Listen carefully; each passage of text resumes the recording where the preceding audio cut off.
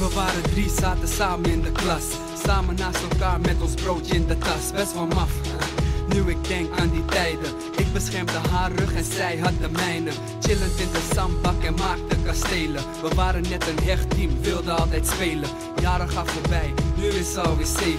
Juf heeft ons geleerd hoe we schrijven en lezen. Een leuke meid, altijd vrolijk en blij.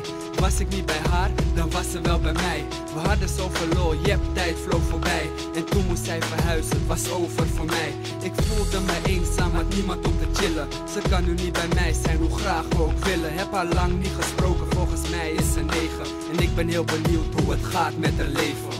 Kom terug, laat ons niet alleen, want ik voel de pijn met je mee. Kom terug, word weer een van ons, ik wil terug naar hoe het begon. Kom terug, laat ons niet alleen, want ik voel de pijn met je mee. Kom terug, word weer een van ons, ik wil terug naar hoe het begon. Nu is het 10 en hier komt de verandering. De vader ging weg omdat hij met een ander ging.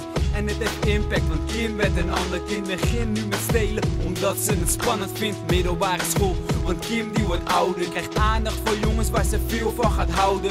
Ze kan niet zonder, dus het is een verslaving. Geen aandacht voor school, omdat ze daar niks meer aan vindt. Verandert meer, maar niet positief, want ze is elke dag op een ander verliefd. Zelf ziet ze niet dat iedereen de bedriegt. Kim is 14 jaar en seksueel erg actief.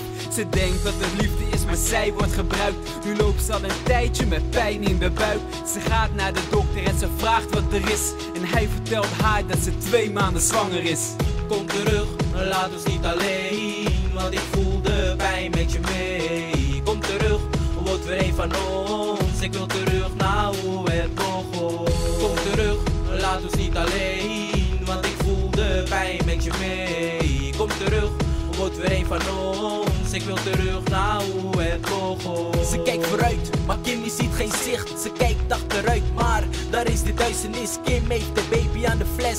Niks loopt flex, alles gaat verkeerd, want ze denkt alleen maar aan de ex. Hoe zal het komen, hoe zal het verder gaan? De zelf geven, hey, dat is de baan. Ze zit niet meer op school, al een paar jaar niet meer. Nee, hoofd naar beneden, ze ziet niks meer.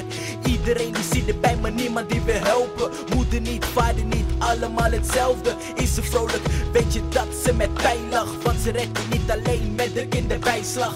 Dat is de pijn die ze voelt met de tegenslag. Kimmy, hou je hoofd omhoog, er komt een betere dag. We zullen stralen en lachen, geloof me nou. Want jij bent het meisje waar ik zoveel van hou. Kom terug, laat ons niet alleen, want ik voel de pijn met je mee. Kom terug, word weer een van ons, ik wil terug naar hoe het begon. Kom terug, laat ons niet alleen, want ik voel de pijn met je mee. Kom terug, word weer een van ons, ik wil terug naar hoe het begon.